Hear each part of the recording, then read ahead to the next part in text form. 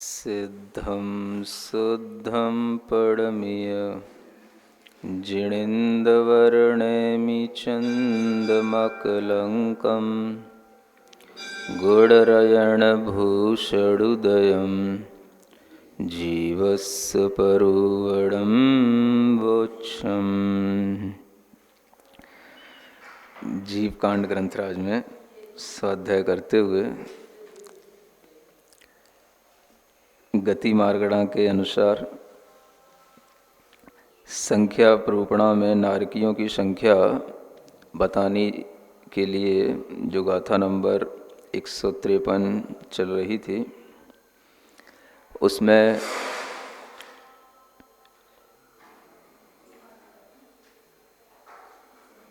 द्वितीय आदि नरक के जो नारकी हैं उनकी संख्या कितनी है जो गाथा में लिखी है।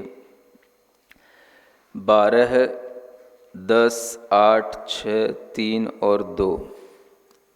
ये जो गाथा का दूसरी लाइन है 153 नंबर की गाथा का जो दूसरा लाइन का जो ये भाव है वो यहाँ पर आपको समझना है कि सामान्य नारकियों की संख्या तो गाथा के प्रथम लाइन में बता दी गई है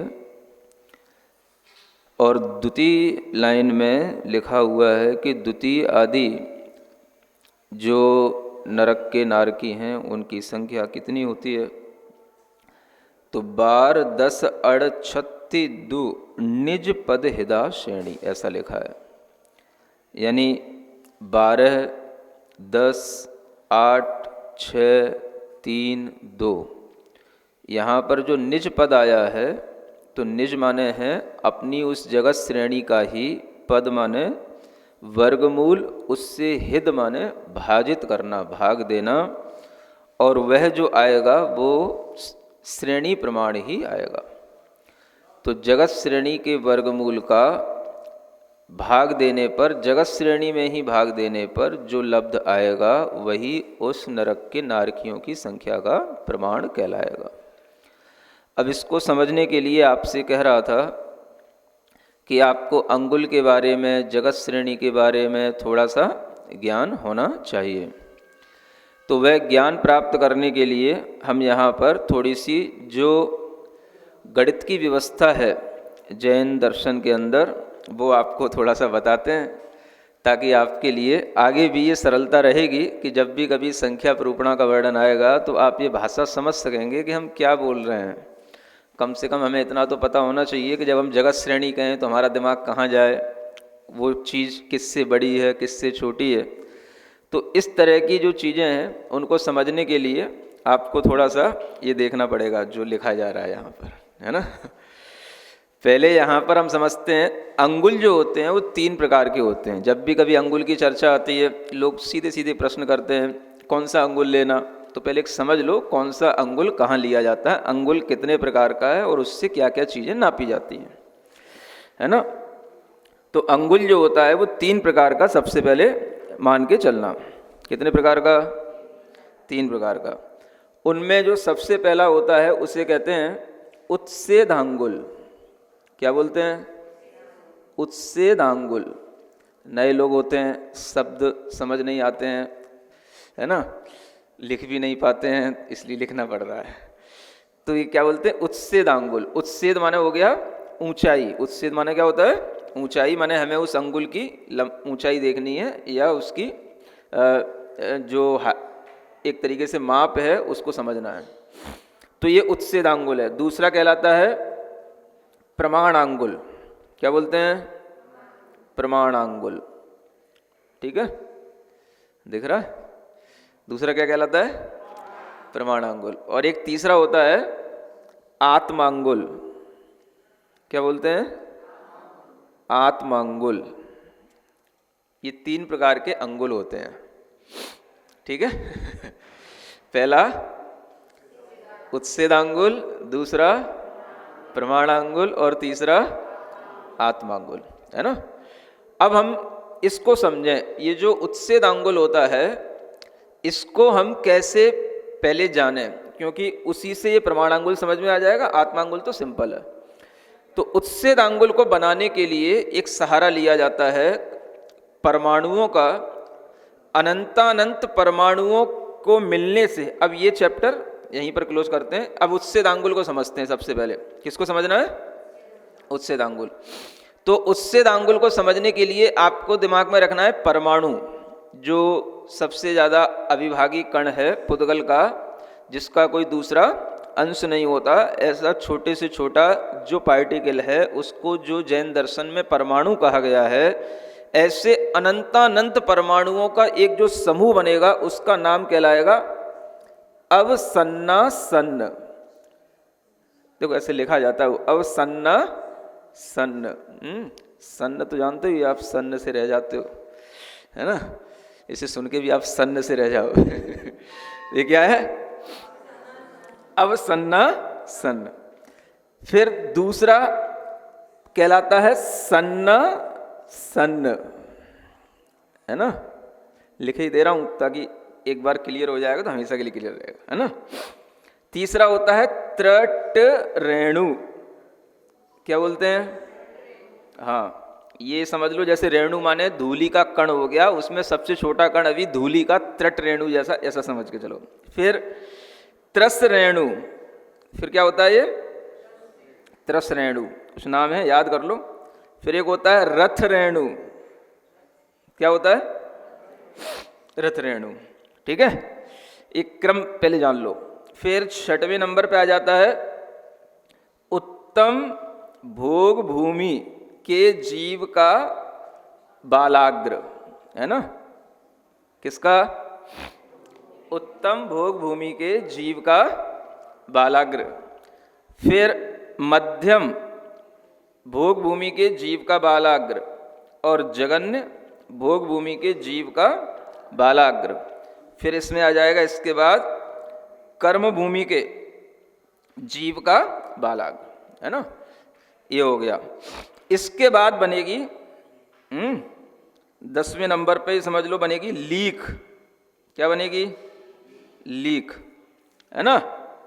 फिर 11वें नंबर पे बनेगी सरसों, है? और 12वें नंबर पे बनेगी जौ। क्या बनेगी? जौ।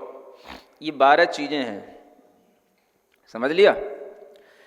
अब सन्नासन्न क्या था? ये तो अनंतानंत जो परमाणु थे उनका समूह था ये, ठीक है ना? अनंतानंत परमाणुओं का एक समूह था। अब यहां से हर चीज को आप 8 गुना करते चले जाओ, है ना? माने उससे 8 गुना सन्नासन्न हो जाएगा, उसका भी 8 गुणा त्रट रेणु, उसका भी त्रस रेणु, उससे भी रथ रेणु, फिर उससे उत्तम भोग भूमि का बालाग्र, है ना? ये ऐसे ही उत्तम भोग भूमि के 8 बालाग्र का एक मध्यम भोग भूमि का बालाग्र, फिर ऐसे मध्यम भोग भूमि के 8 बालाग्र के बराबर जगन्य भोग भूमि का एक बालाग्र, फिर जगन्य भोग भूमि के 8 बालाग्र के बराबर कर्म भूमि के बाल का अग्रभाग। बाल का अग्रभाग समझ रहे हो ना? जो बाल होते हैं वो भी उन अलग अलग भूमियों के जीवों के बालों की मोटाई अलग अलग होती है ना? मतलब ये समझ लो कि जैसे आप कहते हो ना अपनी सिंपल भाषा में कि जो कोमल बाल, मुलायम बाल, पतले बाल अच्छे होते हैं, है ना? तो वो अच्छे वाले बाल भी कहाँ मिलेंगे आपको? उत्तम भोग भूमि में मिलेंगे। सबसे मुलायम कोमल बाल, ऐसे उन बाल के अग्रभाग माने उनकी जो आगे की नोक है वो यहाँ जब बनती है तो उसमें जितने परमाणु शामिल हो जाते हैं वो इन सबको मिला करके होते हैं। माने 8 अवसन्नासन्न का एक सन्नासन्न, 8 सन्नासन्न का त्रट रेणु, 8 त्रट रेणु का एक त्रस रेणु, 8 त्रस रेणु का एक रथ रेणु, 8 रथ रेणु का उत्तम भोग भूमि का बालाग्र, 8 उत्तम भोग भूमि के बालाग्र का एक मध्यम भोग भूमि का बालाग्र और 8 मध्यम भोग भूमि के बालाग्र का एक जगन्य भोग भूमि का बाल का अग्रभाग बनेगा। तब जाके आप लोगों का नंबर आएगा जो कर्म भूमि के कहलाते हो, है ना? फिर कर्म भूमि के जीवों का जो बालाग्र होगा, ऐसे 8 बालाग्रों की एक लीख बनती है। क्या बनती है? लीख। फिर ऐसी 8 लीखों की बनती है एक सरसों का जो दाना, फिर उसकी 8 सरसों की बनती है एक जौ, यव जिसको बोलते हैं, जौ, जौ है ना, वही जौ है जो खाते हो आप लोग। ज्वार, ज्वार अलग होता है, जौ अलग होती है। हाँ जौ, तो वो जौ है ये, है ना। तो थोड़ा आप जानो, यव ये जौ हो गई। ऐसी 8 जो ये जौ हैं, इनका एक बनेगा उच्छेदांगुल, ये समझना। ऐसी 8 जौ का क्या बनेगा, एक उच्छेदांगुल बनेगा। ये उच्छेदांगुल की यहां तक आपको परिभाषा समझ में आ जानी चाहिए। आगे समझ में, सिंपल है ना, एक बार समझ लो। ये उच्छेदांगुल कहलाता है। जब भी कोई नाप शास्त्रों में स्टैंडर्ड रूप से बताई जाती है उच्छेदांगुल कह करके, तो आपको अपना अंगुल नहीं लगाना है उसमें। ये वाला जो अंगुल बन रहा है इसको बोलते हैं स्टैंडर्ड यूनिट। इस अंगुल से वो नाप नापी जाएगी। अब आपको ये भी चीज़ ध्यान में रखना है कि इस उच्छेदांगुल से हम क्या क्या नाप सकते हैं। तो आचार्य कहते हैं जो भी चारों गति के जो जीव हैं, देव हैं, मनुष्य हैं, तिर्यंच हैं और नारकी हैं, उन जीवों के जो शरीर नापे जाते हैं, उनकी जो हाइट दी जाती है ना कि ये 2 हाथ का है, ये 4 हाथ का है, इतने अंगुल का है, इसी अंगुल से हाथ बनाए जाएंगे, है ना। तो वो जो हाइट नापी जाती है किसी भी गति के जीव के, या उसके जो मकान आदि जो होंगे, उनके जो आवास नापे जाते हैं, वो सब इसी उच्छेदांगुल से ही नापे जाते हैं। समझ में आ गया क्या क्या? चारों गतियों के जीवों के अवगाहना कह लो, उच्छेद कह लो, और उनके रहने के निवास आदि कह लो, ये किससे नापे जाएंगे? ये उच्छेदांगुल से नापे जाएंगे।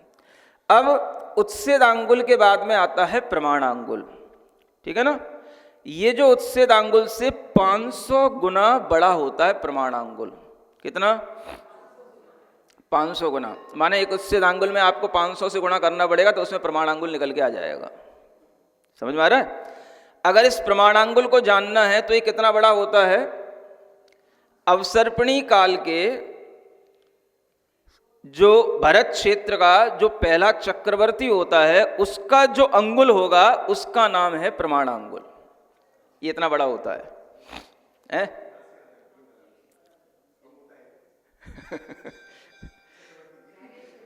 अब चक्रवर्ती का अंगुल कहलाएगा ना, अंगुल है ना। तो चक्रवर्ती के अंगुल की ये माप है प्रमाणांगुल। माना चक्रवर्ती का अंगुल इतना बड़ा हो जाता है, जो आप उच्छेदांगुल बनाए उससे 500 गुना समझ लो, ऐसा मान के चल लो ये प्रमाणांगुल हो गया। अथवा चक्रवर्ती का, प्रथम चक्रवर्ती का यानी अवसर्पणी का जो भरत चक्रवर्ती है उसका जो अंगुल होगा अपना एक आत्मांगुल, उसका जो होगा वो प्रमाणांगुल कहलाएगा। वो उसका अपना तो आत्मांगुल कहलाएगा, लेकिन हम लोगों के लिए उसकी मतलब एक स्टैंडर्ड यूनिट बन जाती है, उसको नापने के लिए प्रमाणांगुल कहलाएगा। इस प्रमाणांगुल से क्या नापा जाता है? जितनी भी भौगोलिक चीजें हैं जो अकृत्रिम रूप में हैं वो सब इसी प्रमाणांगुल से नापी जाती हैं। जैसे नदियां हैं, है ना, क्षेत्र हैं, पर्वत हैं, जो भी आपको बताए जाते हैं, हिमवन हेमवन इत्यादि, या जो समुद्र हैं उनमें जो जगती होती हैं, वेदी होती हैं, वो सब चीज़ें इसी से नापी जाती हैं, प्रमाणांगुल से। ठीक है ना। तो ये प्रमाणांगुल का नाप इस तरीके से काम आता है। फिर तीसरा जो होता है आत्मांगुल होता है। ये आत्मांगुल माने हर किसी भी जीव का जो अपना अपना अंगुल है उसी को आत्मांगुल कहते हैं, है ना। भरत क्षेत्र में जन्म लेने वाला हो, चाहे ऐरावत क्षेत्र में जन्म लेने वाला हो, चाहे वो किसी भी काल का जीव हो, अपने अपने काल का अपने अपने समय में जो उसका अंगुल होगा उसको बोलेंगे आत्मांगुल। ठीक है ना।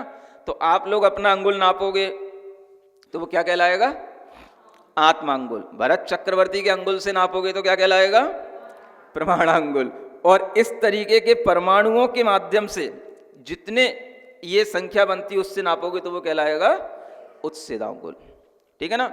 आत्मांगुल से क्या नापा जाता है? जो जिस काल के जैसे जीव होते हैं उन जीवों के जो भी अपनी काम में आने वाली चीजें होती हैं वो सब आत्मांगुल से नापी जाएंगी। जिस काल में जैसे जीव होंगे तो जैसे वर्तमान में अब आप जितने अंगुल के हिसाब से अपने आप को नापोगे, उसी अंगुल के हिसाब से आपके घर वगैरह नापे जाएंगे, और उसी के हिसाब से जो घर के अंदर रहने वाली चीज़ें होंगी, चाहे वो कलसी हों, चाहे वो किसी भी तरीके के औजार हों, किसी भी तरीके के बर्तन हों, कोई भी तरीके के मंगल द्रव्य हों, झारी, कलसा, है ना, तलवार, तोप, कुछ भी चीज़ें हों, वो सब किससे नापी जाएंगी? आत्मांगुल से नापी जाएंगी। तो पहले तो इतना दिमाग में रख लो, समझ में आ गई बात? उच्छेदांगुल, प्रमाणांगुल, आत्मांगुल, ठीक है ना। अब हम आगे की बात इससे और ज़्यादा समझने के लिए आपको एक चीज़ और समझना पड़ेगी। थोड़ा पहले इसको हटाना है ना। एक माप आपको और बताना है जिससे हम कहते हैं उपमा प्रमाण। क्या बोलते हैं? जिसमें उपमा दे करके हमें असंख्यात की माप बताई जाती है। मतलब कि जैसे हमने एक गड्ढा बनाया, जो आप सुनते हो ग्रंथों में लिखा रहता है ना, उसको पल्ले बोलते हैं। पल्ली, पल्ल माना होता है गड्ढा, है ना। तो एक बहुत बड़ा गड्ढा बनाया जाता है, उसमें रोम भरे जाते हैं, उनको निकाला जाता है, फिर वो निकालने का जो क्रम है वो मैं कई बार बता चुका हूँ। तो उससे जो है पल्य बन जाता है, तो वो कहलाता है पल्य की उपमा हमने दी। उसमें जितने रोम समा गए वो कहलाया पल्य के रोम, और उन्हीं को बोलेंगे हम असंख्यात। वो असंख्यात में चला जाता है वो, है ना। तो जो उपमा प्रमाण होता है वो भी जो है आपको एक बार समझ लेने का है कि वो कितने प्रकार का होता है। जैसे उपमा प्रमाण है, ये भी लगभग 8 प्रकार का है। ये कितने प्रकार का? 8 प्रकार का। देखो उसमें क्या बोलते हैं। पहला तो कहलाया पल्योपम। पल्योपम का मतलब क्या है? जिसमें पल्ली की उपमा दी गई हो, उसको क्या बोलते हैं? पल्योपम। ये आप कई बार शब्द सुनते रहते हैं, है ना। इनको एक बार ध्यान में रख लो। ये असंख्यात की संख्या बताने का एक यूनिट है। माने पल्य की जानकारी अब आपको अलग से दी जाएगी, समझ आ रहा है? उसके लिए भी टाइम नहीं है, वो पहले दे चुका हूं। पल्य में जितने असंख्यात रोमों की गिनती आ गई है, उतने बराबर असंख्यात संख्या का जहां प्रमाण आएगा उसको कहेंगे पल्योपम, है ना। उससे भी बड़ा होता है सागरोपम। फिर ये दूसरा यूनिट पल्य से बड़ा क्या आ जाता है? सागरोपम, ठीक है ना। फिर एक तीसरा यूनिट आता है जिसको बोलते हैं सूच्यंगुल। अभी इसका प्रयोग इसी के आगे गाथा में होने वाला है, सूच्यंगुल, है ना। ये सब गाथा में प्रयोग होने वाले, इनको ध्यान में रखना इसलिए बता रहा हूं। क्या कहलाता है ये? सूच्यंगुल। फिर इसके बाद में आता है चौथा प्रतरांगुल। क्या आ गया? प्रतरांगुल के बाद में आ जाता है घनांगुल, 5वें नंबर पे। क्या गया? घनांगुल। 6वें नंबर पे आई जगत श्रेणी। क्या बोलते हैं?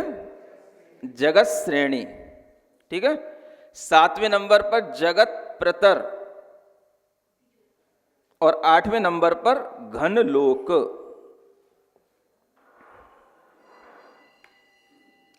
सुन लिया, है ना। ये सीख लो, एक बार समझ लो, दिमाग में रहेगा तो कुछ। पल्योपम, ये सब असंख्यात की संख्या चल रही है। असंख्यात को नापने के ये 8 उपमाएं हैं, 8 प्रमाण हैं। ये समझ आ रहा है? जब भी असंख्यात की बात आएगी तो इनमें से कोई ना कोई यूनिट आपके सामने आएगी, वो आपको समझना होगा कि ये हम कहां पर बिलोंग कर रहे हैं। अगर आपसे कहा जा रहा है सूच्यंगुल, तो आपके दिमाग में आना चाहिए ये सागरोपम से ज्यादा है। समझ आ रहा है? अगर आपके लिए कहा जा रहा है घनांगुल, तो आपको पता होना चाहिए सूच्यंगुल से ज्यादा है। अगर आपसे कहा जा रहा है जगत श्रेणी, तो आपको पता होना चाहिए जगत घनांगुल से भी बड़ी है। इतना तो कम से कम इस ऑर्डर को ध्यान में रखो। तो अब हम यहाँ पे देखें पल्योपम और सागरोपम, तो ठीक है, जो हम सुनते रहते हैं। ये असंख्यात जो वर्षों का एक सागर, बहुत बड़ा काल हो गया, वो पल्ले के द्वारा सागर बन जाता है। सूच्यंगुल कैसे बनता है? सूच्यंगुल माने लीनियर फिंगर, इसको इंग्लिश में बोला जाता है। तो सूच्यंगुल का मतलब सूची, सूची रूप जो अंगुल है उसको सूच्यंगुल कहेंगे। अब इसमें क्या होता है कि एक तो आप इसको ऐसे समझ लो कि ये सूच्यंगुल है, और इसी को हम अगर समझना चाहें तो जो अभी इससे पहले आपको प्रमाणांगुल बताया था, दूसरे नंबर बताया था ना, क्या चीज बताई थी? प्रमाणांगुल। उस प्रमाणांगुल की जितनी लेंथ होगी उसकी केवल क्या लेना है? लेंथ, है ना। उतनी लेंथ के बराबर ये समझ के चलो। माने उस प्रमाण अंगुल की प्रमाण अंगुल ये है, है ना। इसकी जो लेंथ है, इसमें जो एक प्रदेश बराबर, जो आकाश का एक प्रदेश होता है, उसकी एक प्रदेश बराबर चौड़ाई और एक प्रदेश बराबर ही उसकी ऊंचाई या मोटाई। ये जो प्रमाण आएगा ये सूच्य अंगुल का प्रमाण आ जाएगा। ये सूच्य अंगुल आ गया, इसको अपन बोलेंगे, है ना, लीनियर फिंगर LF कह सकते हैं। ये क्या बन गया? ये सूच्य अंगुल बन गया। यानी कि प्रमाण अंगुल में हमें केवल अंगुल ही लेना है, एक सिंपल सी बात, क्योंकि एक पॉइंट का तो कोई मतलब होता नहीं है। एक प्रदेश जो उसकी चौड़ाई या ऊंचाई है वो तो कोई घेरने वाली बात है ही नहीं, वो तो एक में एक ही रहेगा। तो वो कुल मिलाकर के उसकी लंबाई ही है। समझाने की भाषा में केवल क्या है, उस प्रमाण अंगुल की लंबाई के बराबर ही ये सूच्यांगुल हो गया, ये समझ लो आप, ठीक है ना। प्रतरांगुल जो होता है ये सूच्यांगुल का ही वर्ग हो जाता है। अगर हमने सूच्यांगुल को LF मान के चलें तो इसी का स्क्वायर जो है ये प्रतरांगुल हो जाता है। ये क्या हो गया? इसका स्क्वायर। जब ये स्क्वायर हो गया तो प्रमाणांगुल के हिसाब से क्या हो गया? प्रमाणांगुल बराबर उसकी लेंथ भी हो गई और प्रमाणांगुल बराबर उसकी चौड़ाई भी हो गई, विड्थ भी हो गई। तो ये उसके लिए दो चीजें हो गई, माने एक प्रमाणांगुल बराबर लंबा और उतनी प्रमाणांगुल बराबर चौड़ा। उसमें जो एरिया कवर होगा और उसमें जितने प्रदेश आएंगे आकाश के, उतने असंख्यात प्रदेशों की बराबर कहीं पर जो संख्या बताई जाएगी उसको आपको काउंट करना है। इसका मतलब ये है, यानी क्षेत्र के प्रमाण से हम नारकी जीवों की संख्या, किसी भी असंख्यात जीवों की संख्या निकालते हैं, तो उसका मतलब यह है कि इतने क्षेत्र में जितने प्रदेश घिरते हैं उतने असंख्यात प्रदेशों के बराबर वो चीज आपको बताई जा रही है, उसकी उपमा दी जा रही है, ये समझना है ना। तो एक प्रमाणांगुल लंबा और चौड़ा दोनों हो गए, उसी को हमने स्क्वायर कह दिया। अगर हम इसी का क्यूब कर दें तो ये इसी का घन आ जाता है, इसी को बोलते हैं घनांगुल, है ना। ये इसी का क्यूब हो गया, माने एक प्रमाणांगुल लंबा इतने ही बराबर चौड़ा इतने ही बराबर मोटा। अब इसमें तीनों चीजें, तीनों डायमेंशन आ जाएंगे इसमें। जब इन तीनों को मल्टीप्लाई करेंगे तो ये जो बनेगा वो घनांगुल बन जाएगा। तो एक तरफ हम इसको प्रमाणांगुल के भी द्वारा समझ रहे हैं,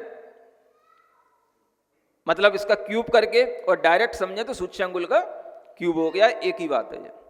अब ये वही घनांगुल है जो अभी हम यहां पढ़ रहे थे गाथा नंबर 153 में, घनांगुल विधीय मूल गुण श्रेणी, यानी घनांगुल के दूसरे वर्गमूल से गुणा करने पर श्रेणी को, श्रेणी इसके बाद आ रही जो जगत श्रेणी है ना, इसको जगत श्रेणी कहा गया।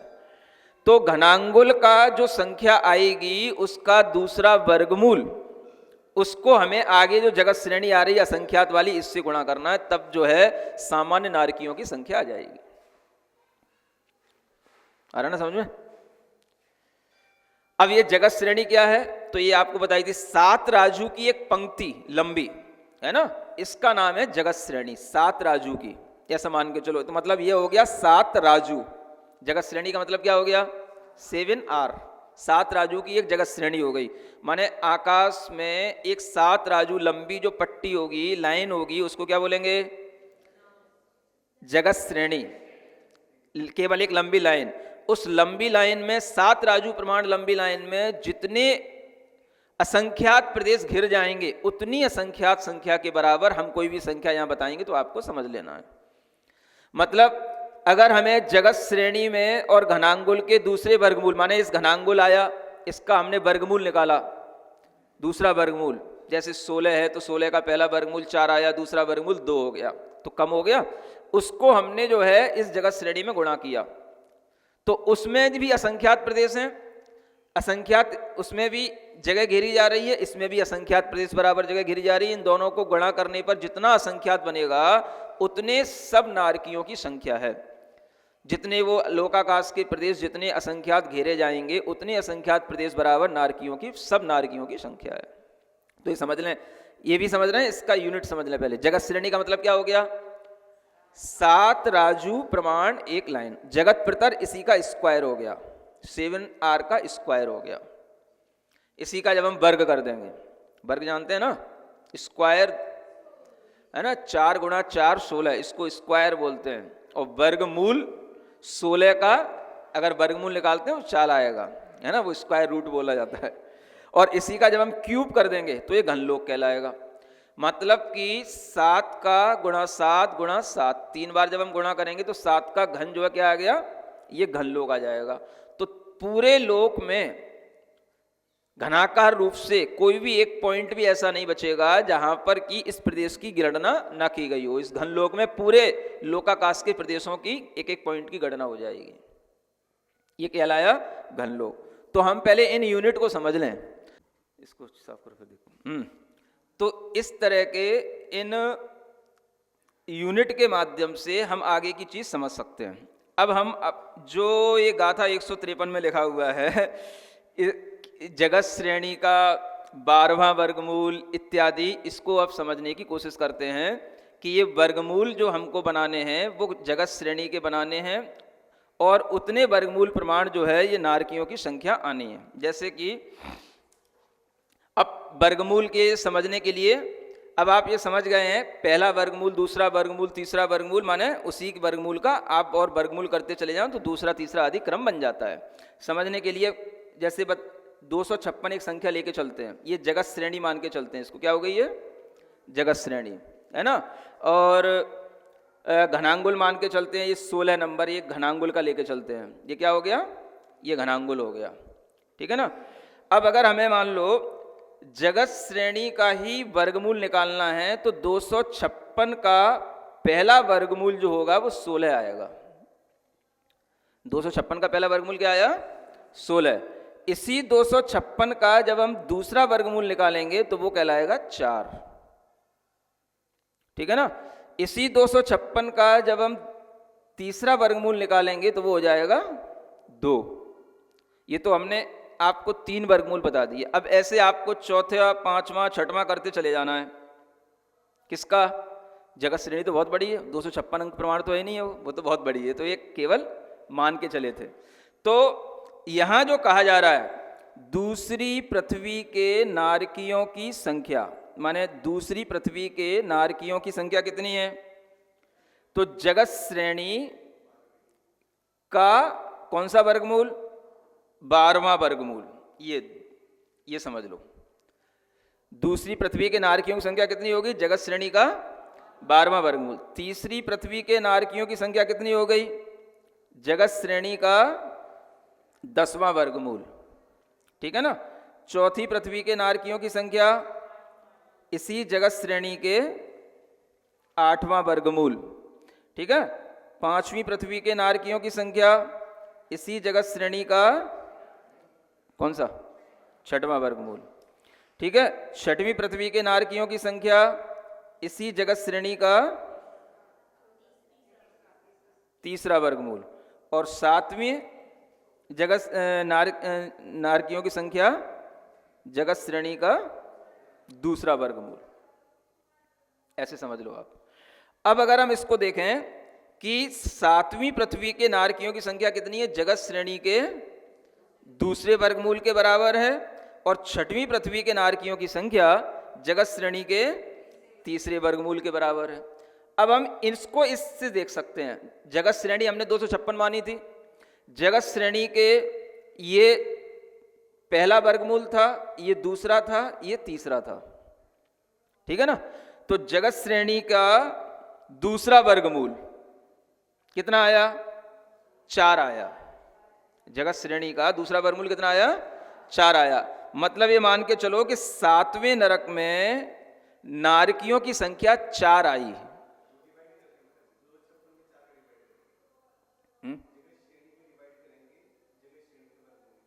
हाँ, वर्गमूल में डिवाइड और करना है अभी, हाँ ये भी बात सही बताई।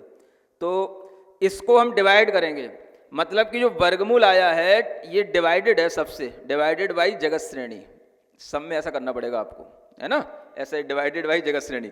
जो वर्गमूल है इसको हम डिवाइड करेंगे जगत श्रेणी से, उल्टा हो जाएगा, जगत श्रेणी ऊपर आएगी, ये आएगा। इसको थोड़ा साफ करना, हिसाब से बताता हूँ, है ना। इसको नीचे वाला साफ करना पड़ेगा, ऊपर वाला कम आएगा। समझ तो आ रहा है ना, हाँ। अब ऐसे धीरे धीरे समझ में आएगा। तो एक बार चीजें जो है ना क्लियर हो जाती हैं। हाँ करते करते करते जल्दी।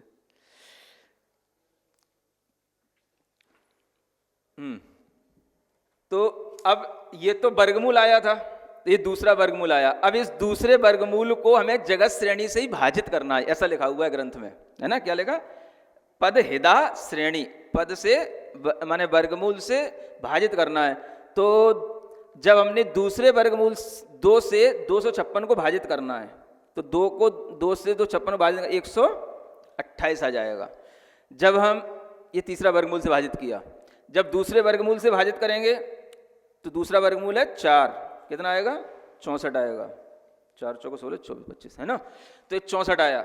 मतलब कि देखो दूसरे वर्गमूल से भाजित करने पर 64 संख्या आ रही है। ये हो गई 7वें नरक के नारकियों की संख्या। अगर हम जगत श्रेणी को 256 लेके चलें तो 7वें नरक के नारकी कितने होंगे? 64 संख्या में होंगे। और 6वें नरक के नारकी होंगे 128 होंगे, क्योंकि ये तीसरे वर्गमूल से भाजित संख्या आ गई। आ गया समझ में? इसी ऑर्डर में आप आगे आगे चलते चले जाओ। अब जैसे मान लो आपको और 5वें नरक के नारकियों की संख्या निकालनी है, तो 256 में 16 का भाग दे दो। ये इसका भी और पहला वर्गमूल है ना, उसमें जो भी वर्गमूल जो का जो नंबर दिया हो उस हिसाब से जो वर्गमूल बनेंगे, तो उस हिसाब से ये 16 आ गया, है ना। तो ये जो संख्या है ये देख रहे हैं आप 64 से 128 हो गई, है ना। ये तो अब गड़बड़ हो गया, इसको छोड़ दो अभी, क्योंकि वो वर्गमूल दूसरा आ गया। उसमें पहला दूसरा वर्गमूल और तीसरा वर्गमूल 2 से ही काम था। उसके बाद तो अब 10वां आएगा, दूसरा आएगा, तो उस वर्गमूल से उसकी संख्या कम होती जाएगी, उसमें उसको भाग दोगे तो उसकी संख्या ज़्यादा आती जाएगी, लब्ध जो आएगा वो ज़्यादा आएगा ऊपर ऊपर। तो इसका मतलब क्या हो गया कि दूसरी पृथ्वी में जो नारकी हैं उससे तीसरी पृथ्वी में नारकियों की संख्या कम आएगी, है ना। असंख्यात में भाग कम आएगी, चौथी में उससे असंख्यात में भाग कम आएगी, 5वीं में, 6वीं में, 7वीं में असंख्यात में भाग कम कम संख्या होगी, ऐसा। तो नारकी तो 7 पृथ्वियों में है, लेकिन उनकी संख्या इस तरह से असंख्यात में भाग कम है। ये 153 नंबर की गाथा हो गई। अब हम 154 नंबर की गाथा पढ़ते हैं। हेठिम छप्पुड़ वीणम राशि विहीणो दुसव्वरासी दो पड़मावणिमी राशि नेरयाणम तुणे दिठो। अब कहते हैं ये प्रथम पृथ्वी की राशि निकालने के लिए ये गाथा है। अभी तक हमने सामान्य नारकियों के राशि निकाली थी, फिर दूसरी से 7वीं पृथ्वी के नारकियों की राशि बताई, तो पहली पृथ्वी के नारकियों की राशि रह गई थी। उसके लिए कहा जा रहा है कि जो निचली हेठिम माने निचली 6 पृथ्वियां हैं उनकी राशियों को विहीन कर दो, माने कम कर दो। किसमें? सब राशि, सब राशि दो, सब राशि से उस राशि को कम कर दो। यानी जितनी सामान्य नरक की राशि थी नारकियों की, उससे 6 पृथ्वियों के नारकियों की राशि को माइनस कर दो, तो क्या आ जाएगा? पड़म अवड़म्मी, प्रथम पृथ्वी में राशि नेरयाणम माने नारकियों की निर्दिष्टो कहा गया है ना। ये सिंपल है। जब टोटल अपने को नारकियों की संख्या पता है और 2 से लेकर के 7वीं पृथ्वियों की नारकियों की संख्या पता हो गई, तो अब उन टोटल में से ये दूसरी पृथ्वी से 7वीं पृथ्वी की नारकियों की संख्या को कम कर दोगे तो पहली पृथ्वी की नारकियों की संख्या आ जाएगी। तो इस तरह से ये नारकियों की संख्या निकालने का ये गणित यहाँ पर पूरा हो जाता है। ठीक है ना। एक गाथा और पढ़ते हैं। अब यहाँ पर आता है तिर्यंचों की संख्या निकालने की बात। ठीक है, क्या सीख लिया था अभी? नारकियों की, है ना। तिर्यंचों की बड़ी इजी है, घबराना नहीं, पढ़ते रहना। ठीक है। संसारी पंचखा तप पुण्य तिग विहीणया कमसो सामन्ना पंचिंदी पंचिंदीय पुण्य तेरेखा। देखो कहते हैं संसारी माने संसारी, पंचक्खा माने 5 इंद्रिय वाले जीव, तप पुण्य उन्हीं के, तत् माने उन्हीं के, पुण्य माने पर्याप्तक माने पंचेंद्रिय पर्याप्तक जीव, स्थिति गति हीणया, 3 गतियों से हीन कर दो क्रमशः करके, तो क्या आ जाएगा? सामान्य आ जाएगा। सामान्य माने सामान्य आ जाएगा। पंचेंद्री माने पंचेंद्री आ जाएंगे। पंचेंद्रीय पुण्य तेरेका, पंचेंद्री पर्याप्त आ जाएंगे और पंचेंद्री पर्याप्त त्रियंच आ जाएंगे। ये पंचेंद्री त्रियंचों की संख्या निकालने के लिए यहाँ क्या कहा जा रहा है? जितने भी जीव हैं उनमें से 3 गतियों के जीवों की संख्या आप निकाल दो तो सामान्य त्रियंचों की संख्या आ जाएगी। यानी जितने भी संसारी जीव हैं, संसारी जीवों की जो संख्या है उनमें से आप 3 गति के जीव निकाल दो। कौन सी 3 गति? नरक गति, मनुष्य गति और देवगति। उन जीवों को माइनस कर दो। जो जितने भी संसारी जीव हैं उनमें से 3 गति के जीव निकाल दो तो सामान्य से क्या बच गए? त्रियंच गति के जीव है। ये सामान्य त्रियंचों की संख्या आ गई। ठीक है ना? फिर ऐसे ही जितने भी पंचेंद्री जीव हैं, क्या समझे? है ना? उन पंचेंद्री जीवों में से 3 गति के पंचेंद्री जीव हटा दो, निकाल दो। वही 3 गति, देव, मनुष्य और नार की। उन पंचेंद्री जीवों की संख्या कम कर दो तो क्या आ जाएगी? पंचेंद्री त्रियंचों की संख्या आ जाएगी। ठीक है? फिर इसी तरीके से पंचेंद्री पर्याप्तक जितने जीव हैं लोक में, उनमें से 3 गति के पंचेंद्री पर्याप्तक जीवों को हटा दो तो कितनी संख्या आ जाएगी? वो पंचेंद्री पर्याप्तक त्रियंचों की संख्या आ जाएगी। ठीक है ना? और ऐसे ये आ गई पंचेंद्री पर्याप्त त्रियंचों की संख्या। ऐसे यहां पर हमने 3 प्रकार के त्रियंचों की संख्या निकाल ली। पिछली गाथा में आपको 5 प्रकार के त्रियंच बताए थे, इसमें कितने निकल गए? 3 प्रकार के। 2 प्रकार के जो त्रियंच बचे, योनिनी त्रियंच और अपर्याप्त त्रियंच, उनको बताने के लिए आगे की गाथा आ रही है 156 नंबर की। छस्सय जोयण कदिहद जगपदरम जोणनीण परिमाणम पुण्णूणा पंचखा तिर्य अपज्जत परिसंखा। हाँ देखो क्या कहते हैं? 600 माने 600 है ना, जोयन माने योजन। इसकी कृति, कृति माने होता है वर्ग, इससे हद माने भाजित कर दो किसको? जग प्रतर को, तो योनिनियों की संख्या आ जाएगी। योनिनी माने जो त्रियंच स्त्रियां हैं, त्रियंच स्त्री पर्याय वाली त्रियंच योनिनियां हैं, उन त्रियंच योनिनी जीवों की संख्या निकालने के लिए आपको क्या करना है?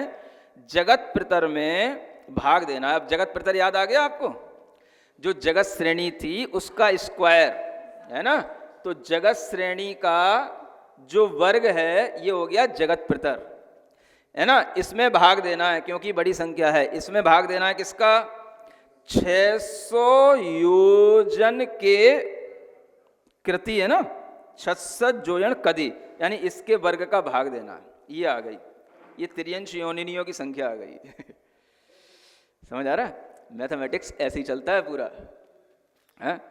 कितना सारा कैलकुलस इंटीग्रल और वो सब कैलकुलस पढ़ाई जाती है, सब ऐसी इक्वेशन से चलती है और कुछ नहीं होता उसमें, है ना। इसी से समझ में आता समझने वालों को। तो ये 600 योजन, ठीक है ना। अब ये योजन तो आपको पता ही होगा, जो अंगुलों के माध्यम से योजन बनता है, तो एक योजन भी, और उस 600 योजन का स्क्वायर करके इसको जगत श्रेणी के स्क्वायर से डिवाइड कर देते तो उसकी संख्या आएगी, योनियों की संख्या हो गई। ठीक है, बस इतना ही से है। और फिर क्या बचा? पुण्णूणा पंचक्खा, इनमें से जो पर्याप्त जीव हैं, सामान्य जो पंचेंद्रिय या सामान्य जो त्रियंच हैं, उनमें से पुण्णूणा पंचक्खा, है ना। पंचेंद्रिय वाले जीव त्रिय अपज्जत परिसंख्या, जो पर्याप्तक जीव हैं उनसे ऊन कर दो, ऊन माने कम कर दो। माने अगर अपन सामान्य जीवों में से पर्याप्त जीवों को घटा देंगे तो सब जीवों की संख्या जो बचेगी वो अपर्याप्त जीवों की संख्या आ जाएगी। वो यहाँ पर त्रियंश अपर्याप्तकों की संख्या का वर्णन है। इस तरीके से ये 2 गतियों के जीवों की संख्या का वर्णन हो चुका, आगे का बाद में। बोलो महावीर भगवान की। जबड़ी परम पूज मुनि शिक्षक प्रणमी सागर जी महाराज की। चलिए खड़े होकर जनवाणी स्तुति करेंगे सभी। श्री चीणी वाणी जगी कल्याणी जगी चीणी मदित में मोह हरी जड़ी मेरी हरी गड़ी हरी हरी जम्मी जरा भवी रोगी हरी तिथिय राणम दिव्य झुणिम जो पड़ी सुनी मये धारी नणम सुखी मृडंतम धरे सासरी मुखी पदम पावे सासरी मुख पदम पावे नवड़ा मुकार मंत्र।